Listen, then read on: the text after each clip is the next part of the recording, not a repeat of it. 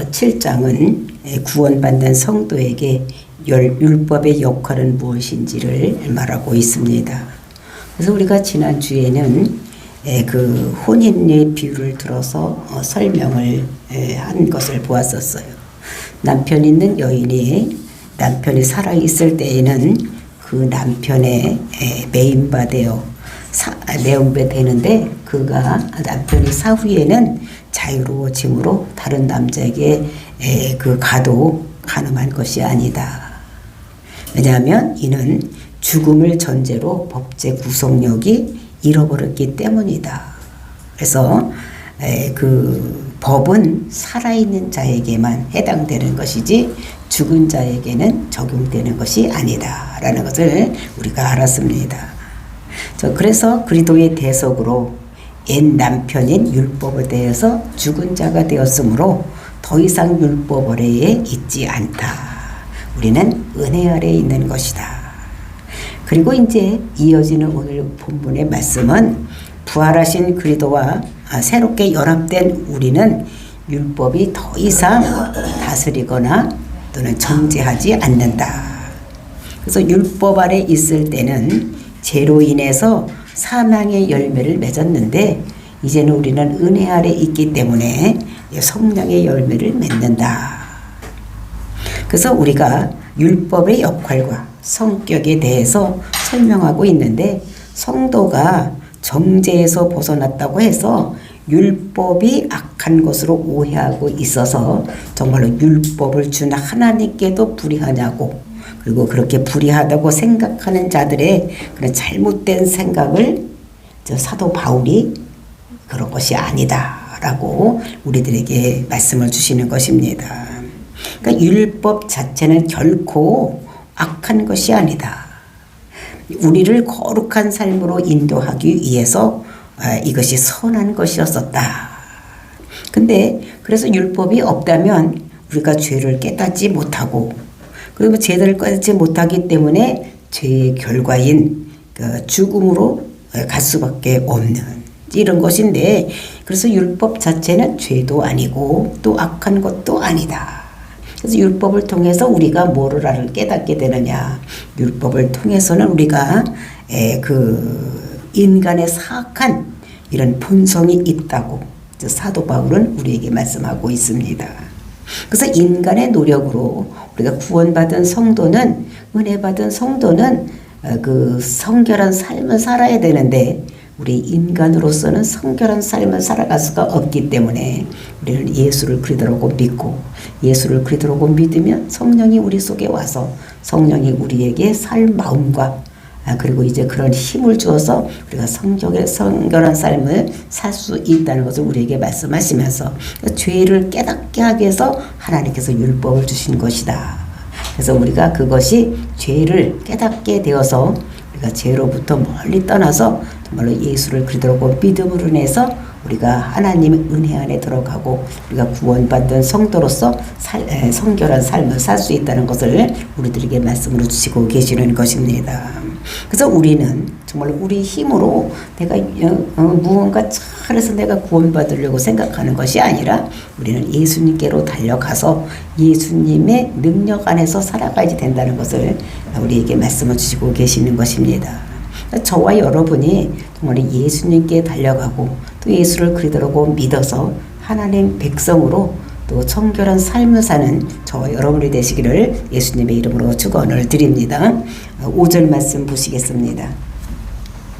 우리가 육신에 있을 때에는 율법으로 말미암는 죄의 정욕이 우리 지체 중에 역사하여 우리로 사망을 위하여 열매를 맺게 하였더니, 그러니까 우리가 육신에 있을 때, 우리가 육신에 있을 때라는 것을 언제를 얘기를 하느냐?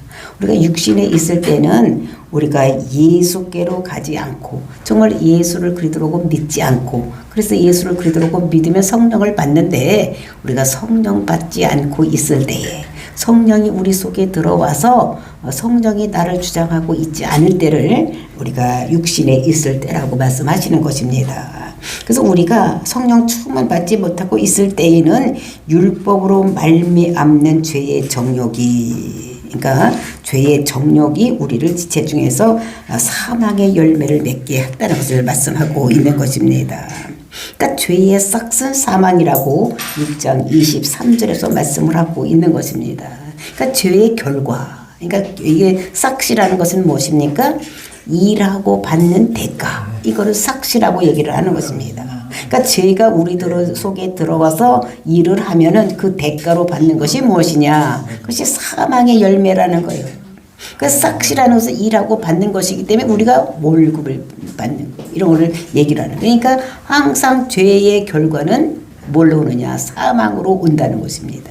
그러니까 일을 하면은 반드시 우리가 받는 것이 뭐냐? 월급인 거예요. 그런데 하나님의 은사는 그리도 예수 우리 주 안에 있는 영생이다. 그래서 우리가 하나님의 그 싹슨 이렇게 하지 아니고 하나님의 은사 이렇게 얘기를 하고 있어요. 그 은사라는 것이 무엇이냐? 이거는 보너스, 즉 선물이라는 것입니다. 하나님께서 내가 하나님 나라를 일을 해서 뭔가 얻는 것이 아니라 하나님께서 나에게 선물로 주는 것, 즉 보너스로 주는 것을 얘기를 한다는 것입니다. 그래서 하나님의 은사는 우리에게 뭘 주느냐? 우리 주 예수 안에 있는 영생. 예? 이 영생을 우리에게 준다는 것입니다. 그러니까 영생이라는 것은 생명, 생명을 우리에게 준다. 예수 그리스도 안에 있는 그 생명을 우리에게 주는 거예요. 하나님의 은사, 공짜로 주는 것, 우리에게 보너스로 주는 것은 예수 그리스도 안에 있는 생명을 우리에게 주신다고 말씀하시는 것입니다. 근데 싹은 정해져 있습니다. 일할 때 우리가 나가서 일을 하면 우리에게 싹은 정해져 있지만, 근데 보너스, 이 선물은 어떻게 됩니까? 그분의 마음에 의해서 주는 거예요. 근데 이것은 정해진 것이 아니라 보너스는 월급보다도 더 많이 나올 수도 있고 몇 배 더 많이 나올 수도 있고 또 조금 나올 수도 있어. 그러니까 하나님이 주시고 싶은 대로 주는 이런 것인데, 하나님께서 우리에게 뭘 주시느냐? 영생의 그 생명을 우리에게 주시는 것이라는 것을 말씀하고 있는 것입니다. 근데 여기 보니까 죄의 정욕이 우리 지체 중에서 역사하여, 죄의 정욕이라는 것이 무엇이냐? 죄의 정욕은 죄 가운데서 머물고자 하는 욕구. 우리 인간은 아담 이후에 태어난 모든 인간들은 어떤 마음이 있느냐? 죄 가운데 머물고 싶은 이런 욕망이 있는 것입니다. 그러니까 율법으로 살려고 하면 살려고 할수록 우리에게 죄의 욕망이 더 커져서 우리는 죄를 지을 수밖에 없는, 그러니까 모든 사람은 죄의 욕구가 있는 것입니다. 이것이 우리가 어린아이들을 키우다 보면 어떻게 됩니까? 하지 말으라고 하면 더 하는 거예요. 그냥 내비두면 안 하는데 하지 말라고 하면 더 하는 거예요. 이것이 우리가 태어난 모든 사람들이, 아담 이후에 태어난 모든 사람들이 죄를 가지고 있기 때문에 하지 말라고, 이렇게 율법으로 하라 하지 말라 하면 죄의 속성이 더 크게 나타난다는 것입니다.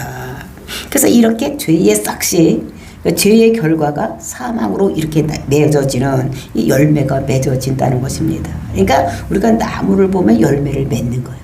사과나무는 사과 열매를 맺고, 배나무는 배를 맺고, 막 이렇게 열매를 맺는데, 우리가 죄에서 나오는 열매는 이런 사망이라는 열매가 맺어지는 이런 것들을 말씀하고 있는 것입니다. 그러니까 모든 사람이 이렇게 그 죄 때문에 자기가 아무리 율법을 지키려고 하고 애써서 성결한 삶을 살려고 하더라도 이것이 어떻게 되느냐? 그것이 잘 안 되고 항상 악한 것들을 생각하게 되고 하지 않는 것이 된다는 것입니다. 그래서 사도 바울은 그런 자기를 보고 19절에서 보면 뭐라고 그랬느냐?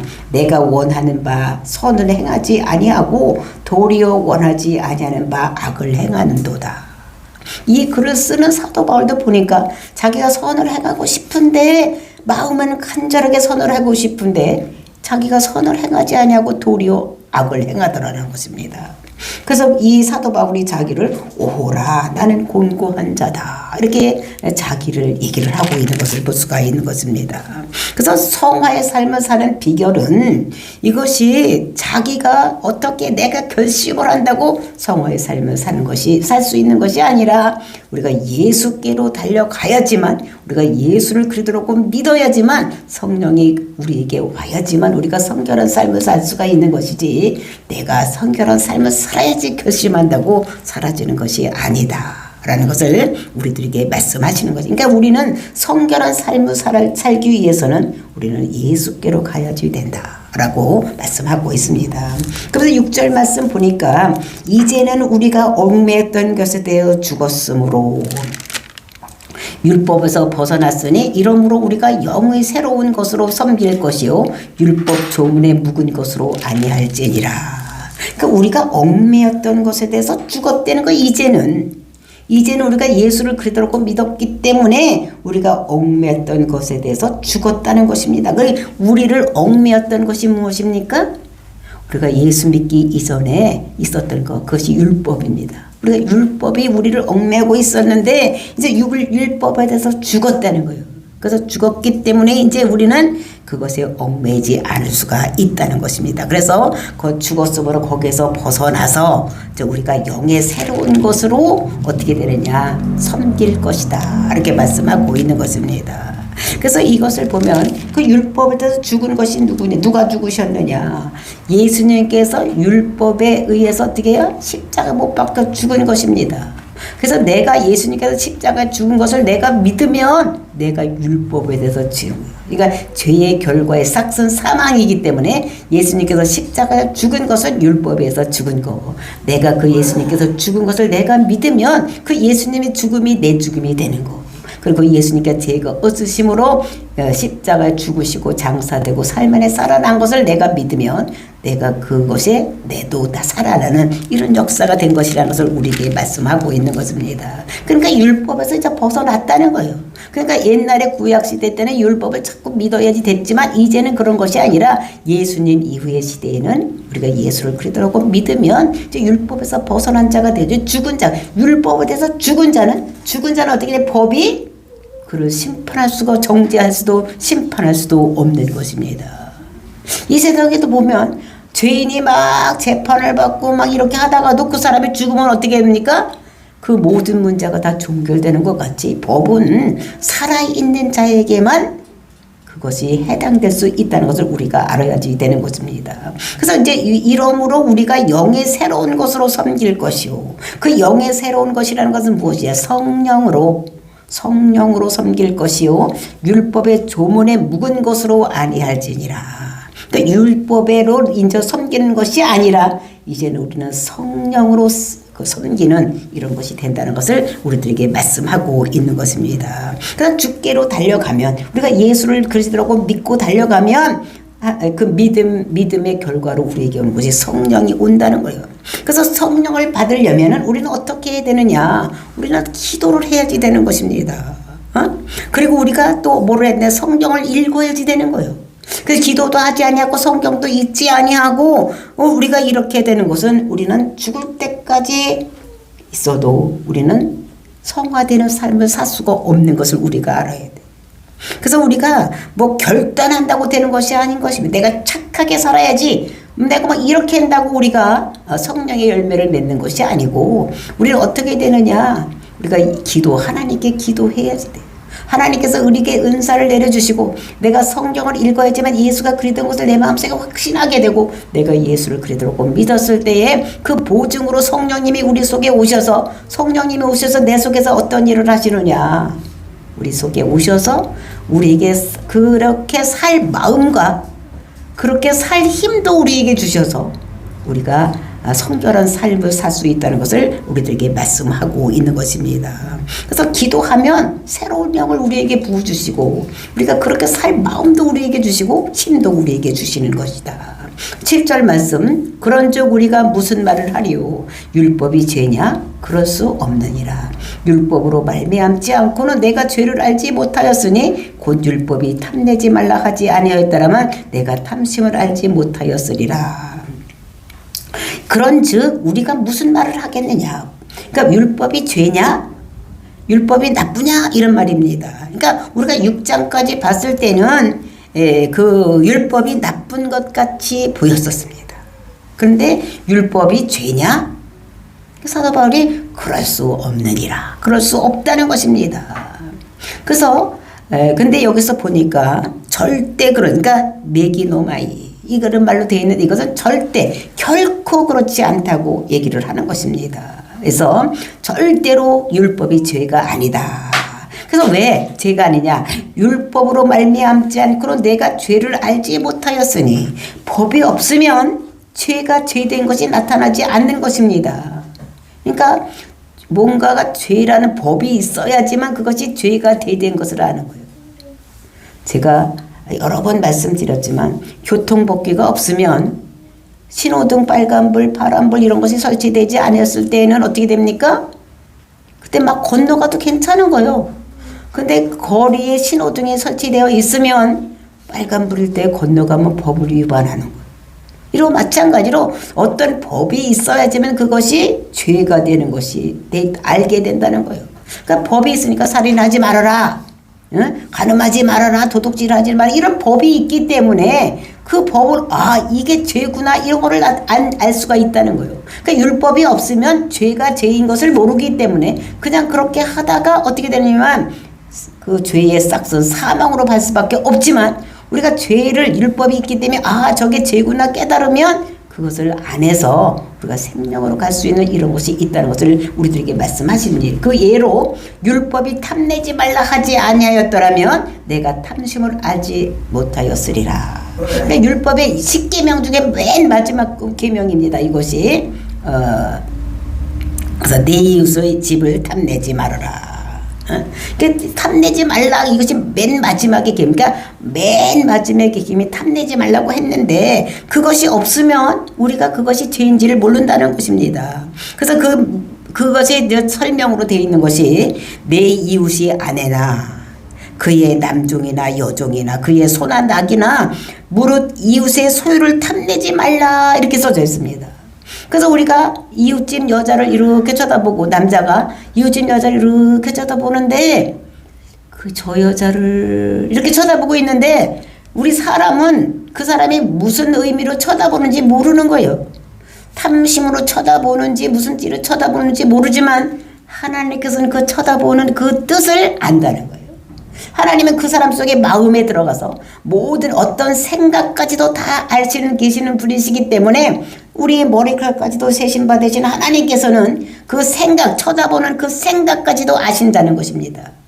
그래서 음흉한 생각으로 쳐다보면 그게 죄가 되는 걸 알고 하나님께서 심판을 하신다는 것입니다. 그래서 탐심을 알지 못하였느니라.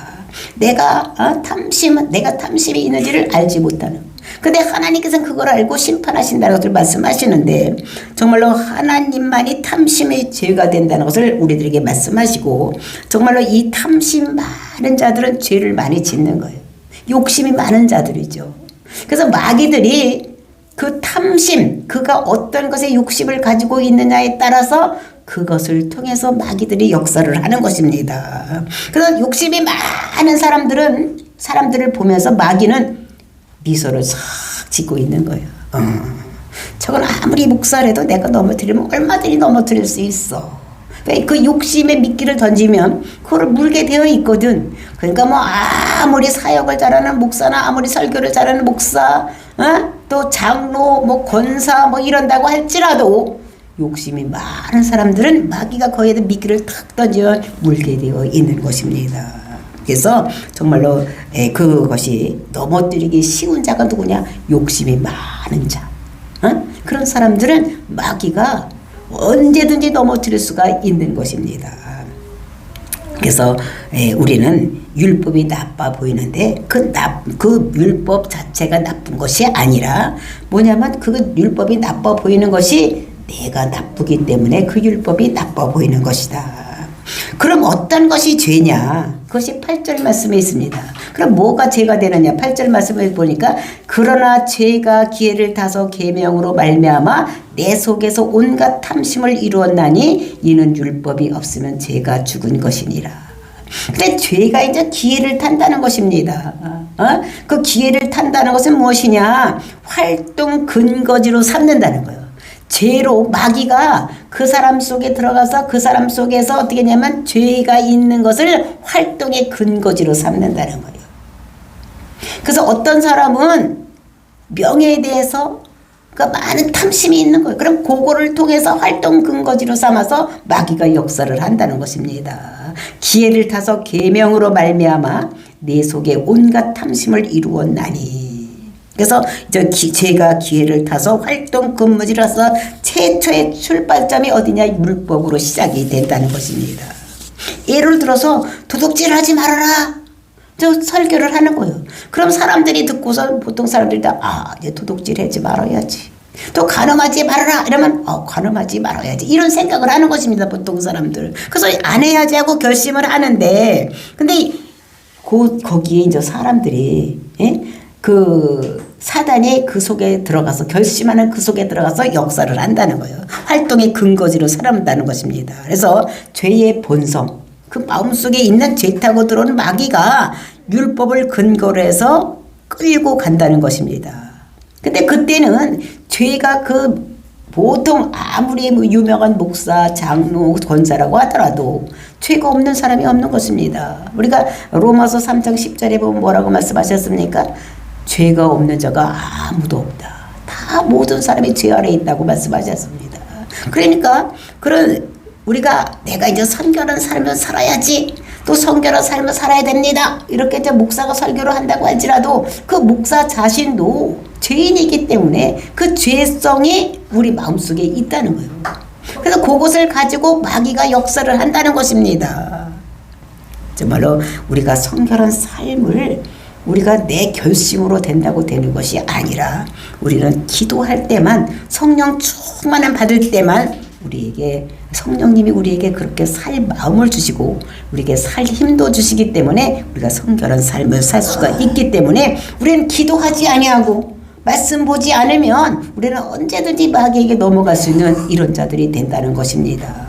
그래서 온갖 탐심으로 이루었나니 내 속에 온갖 탐심 욕심 없는 사람이 어디 있습니까? 다 욕심이 있는 거예요.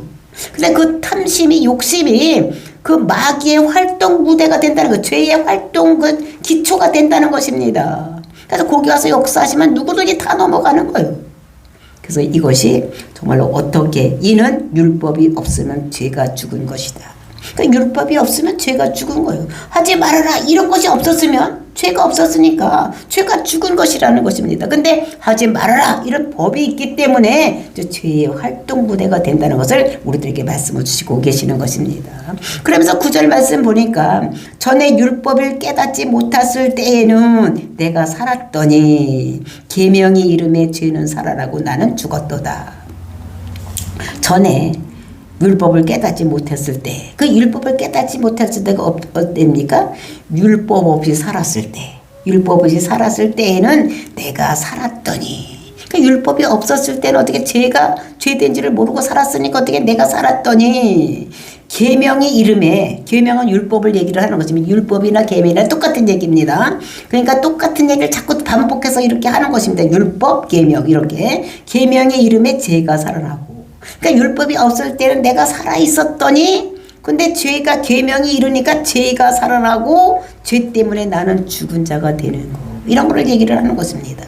그러니까 율법이 없으면 그 죄가 죄된 줄을 모르고 죄의 삭선 사망의 죄인지를 모르기 때문에 내가 살아 있는 것인데 그 율법 때문에 이제 우리는 어떻게 돼? 죽은 자가 되는 이런 것을 얘기를 하고 그러면서 10절 말씀 보니까 생명에 이르게 할 그 계명이 내게 대하여 도리어 사망에 이르게 하는 것이 되었도다.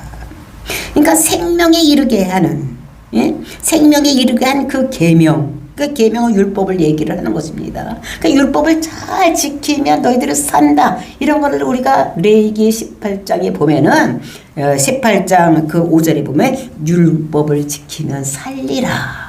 그러니까 율법을 다 잘 지키면 살리라고 이렇게 말씀하고 있는 것인 것을 볼 수가 있는데 근데 이런 사람들이 그 율법을 지킬 수가 있느냐? 죄를 지키면 정말 우리에게 계명을 잘 지키면 되는데 죄된 인간은 그 율법을 지킬 수 있는 힘이 없는 것입니다. 왜냐하면 아담 위에 타락한 그런 그 인간들은 타락한 본성이 율법을 거스려 더욱 범죄하여 하는 이런 모습을 볼 수가 있는 것입니다. 그래서 인간 모두는 죽음의 그 사망에 이르게 된 것인 것을 볼 수가 있습니다.